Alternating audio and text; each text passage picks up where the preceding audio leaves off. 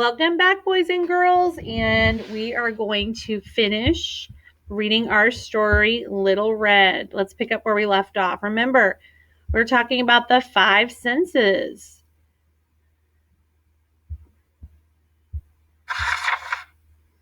Come in, sweet child, without even looking in the window to make sure it was her granddaughter. The wolf opened the door and immediately grabbed grandmother. Oh, should we do that? No. Tied her up with the belt of her rope, and tossed her into the closet. Oh, no! Then he took one of her nightgowns, put it on, and climbed into her bed. He anxiously awaited the arrival of Little Red. Oh, no.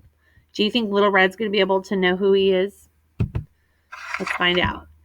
After some time, Little Red knocked on the door. Tap, tap, tap. Who's there? Cried the wolf again, disguising his voice. Little Red, hearing the big voice of the wolf, was worried.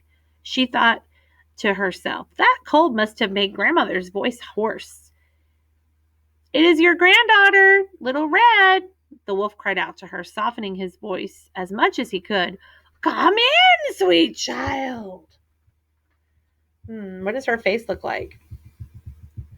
Yeah, kind of worried, not sure what to do.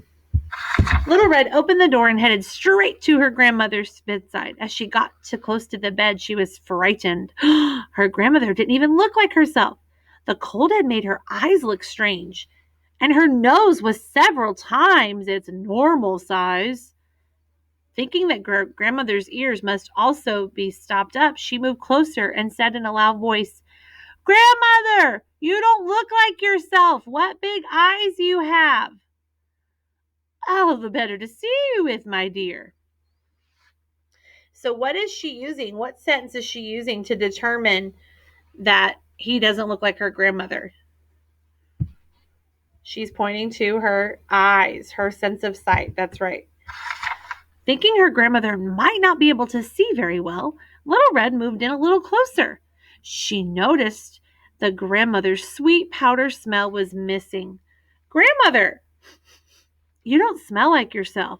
It's the eucalyptus I use for my cold, my dear. Little Red then reached her grandmother's hand. So what sense is she using now?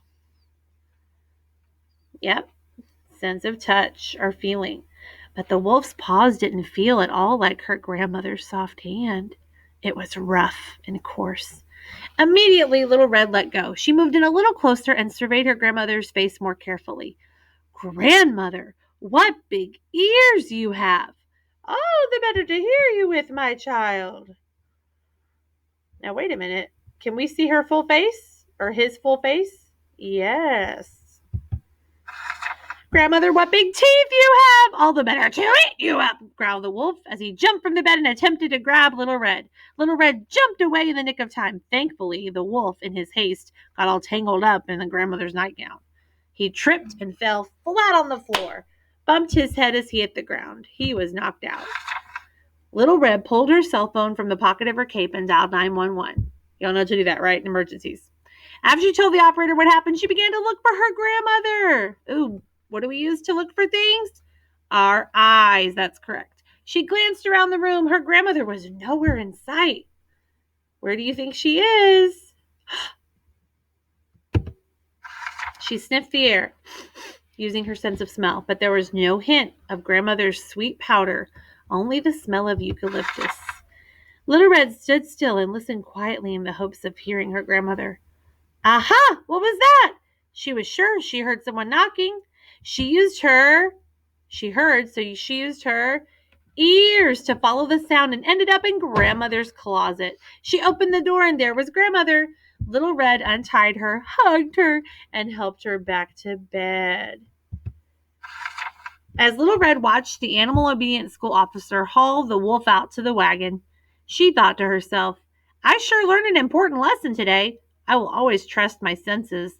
That wolf didn't sound like my grandmother. He didn't look like my grandmother. He didn't smell like my grandmother either. And he didn't feel like my grandmother. My grandmother was soft. His hands were rough. Guess what? He was an imposter. My senses told me that. The end. Yeah, she did use her senses, right? So now, what do you think Miss Olive is going to ask you to do? I want you to pick 2 senses this time. I want you to pick 2 senses that Little Red used to determine that the wolf was not her grandmother. And then you can either record a video or draw a picture of those 2 senses she used and submit to Google Class. And why are we learning this? This is important so you know what you are using, what sense you're using. If someone says, oh, can you hear this? You'll know, oh, I'm using my ears. Or, oh, can you smell this? You'll know, oh, I'm using my sense of smell. It's so fun to use our senses. I hope you enjoyed this as much as I did reading it. And remember to use your senses. The senses help you. Have a great day of learning, and I can't wait to see your videos. Bye-bye.